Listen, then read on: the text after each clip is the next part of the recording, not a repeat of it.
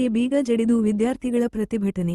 ಸಾರಿಗೆ ಸಂಸ್ಥೆಯ ಬಸ್ಗಳು ಸರಿಯಾದ ಸಮಯಕ್ಕೆ ಬಾರದ ಹಿನ್ನೆಲೆಯಲ್ಲಿ ತಾಲೂಕಿನಲ್ಲಿ ಶಾಲಾ ಕಾಲೇಜು ವಿದ್ಯಾರ್ಥಿಗಳಿಗೆ ಬಹಳ ತೊಂದರೆಯಾಗುತ್ತಿದೆ ಎಂದು ಆರೋಪಿಸಿ ಎಬಿವಿಪಿ ಕಾರ್ಯಕರ್ತರು ಸೋಮವಾರ ಶಿರಹಟ್ಟಿ ಬಸ್ ನಿಲ್ದಾಣ ಬಂದ್ ಮಾಡಿ ಕಂಟ್ರೋಲರ್ ರೂಂಗೆ ಬೀಗ ಹಾಕಿ ಪ್ರತಿಭಟನೆ ನಡೆಸಿದರು.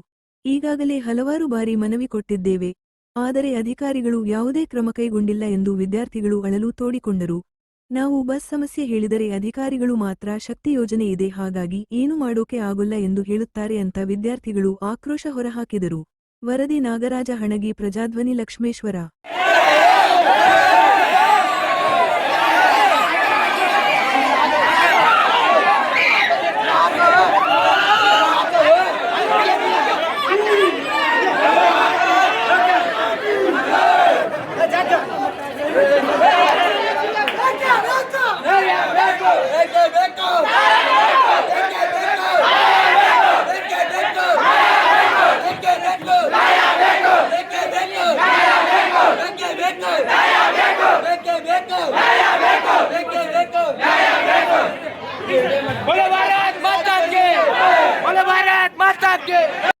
ಅಧಿಕಾರಿಗಳಿಗೆ